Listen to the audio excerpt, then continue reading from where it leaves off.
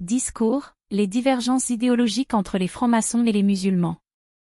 Mesdames et messieurs, aujourd'hui, nous nous réunissons pour explorer un sujet qui suscite de nombreuses interrogations et souvent des débats passionnés, les divergences idéologiques entre les francs-maçons et les musulmans. Pour aborder ce thème complexe, il est important de mettre en lumière les concepts fondamentaux qui caractérisent chacune de ces deux traditions, afin de mieux comprendre leurs principes, leurs valeurs et les raisons pour lesquelles elles peuvent se heurter dans le cadre d'une réflexion sur la spiritualité, la morale et l'organisation sociale. Commençons par la franc-maçonnerie. Il s'agit d'un mouvement initiatique, philosophique et social qui a vu le jour au XVIIIe siècle en Europe. Les francs-maçons se réunissent dans des loges pour réfléchir sur des sujets tels que la liberté, la tolérance, l'égalité et la fraternité. La franc-maçonnerie prône une approche rationaliste, favorisant la pensée critique et le questionnement des dogmes. Les francs-maçons s'appuient souvent sur des symboles et des rituels pour transmettre des valeurs et des enseignements, en valorisant l'épanouissement de l'individu et sa quête de vérité. Au cœur de leur démarche se trouve l'idée que la connaissance mène à la lumière, et que l'humanité doit aspirer à transcender les divisions et les préjugés. En revanche, l'islam est une religion monothéiste, fondée sur la révélation du Coran au prophète Mohammed au 7e siècle.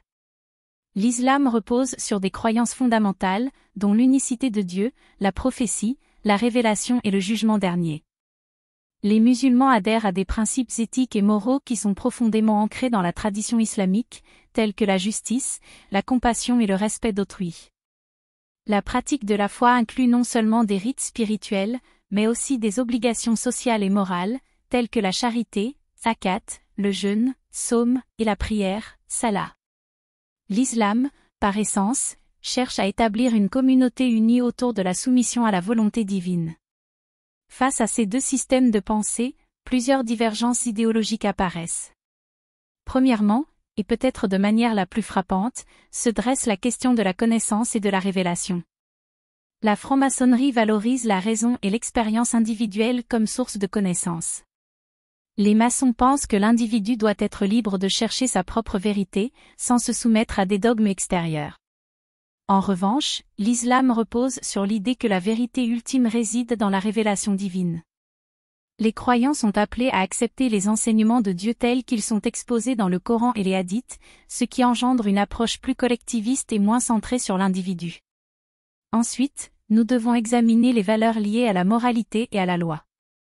Dans la franc-maçonnerie, les mœurs sont souvent perçues comme étant relatives et évolutives. La moralité est souvent considérée comme un produit de la raison humaine et peut donc changer en fonction des contextes historiques et culturels. En revanche, l'islam s'appuie sur une éthique stable, fondée sur des prescriptions divines. La charia, la loi islamique, fournit un cadre moral rigide que les musulmans doivent suivre, ce qui peut créer des tensions lorsque les normes maçonniques favorisent un relativisme éthique. Une autre divergence significative réside dans la notion de spiritualité. Pour les francs-maçons, la spiritualité est une quête personnelle, souvent interprétée à travers des expériences individuelles. Ils cherchent à transcender les dogmes religieux traditionnels pour embrasser une spiritualité universaliste qui valorise les valeurs humaines communes. En revanche, l'islam est fondé sur une spiritualité communautaire, où la pratique de la foi s'ancre dans des rituels collectifs et une interconnexion entre les individus. Cette approche communautaire peut être perçue comme limitante par ceux qui privilégient l'autonomie spirituelle. Les relations de pouvoir et d'autorité sont également des sources de divergence. La franc-maçonnerie se présente comme un mouvement horizontal, où chaque membre est considéré comme un égal, et où les décisions sont prises de manière consensuelle. Cette structure s'oppose à la hiérarchie présente dans l'islam, où l'autorité religieuse joue un rôle central dans l'interprétation des textes sacrés et la direction de la communauté. Les différences dans les structures de pouvoir peuvent créer des ressentiments et des malentendus, chacun percevant l'autre comme porteur de valeurs nuisibles à sa propre vision de la société.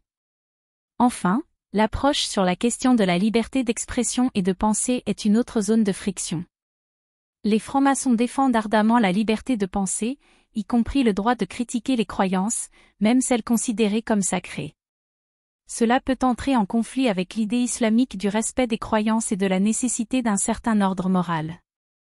Pour les musulmans, le respect de la foi et des valeurs islamiques est souvent perçu comme étant en jeu dans les discussions sur la liberté d'expression, entraînant des tensions avec ceux qui pourraient utiliser cette liberté pour critiquer ou déformer la foi.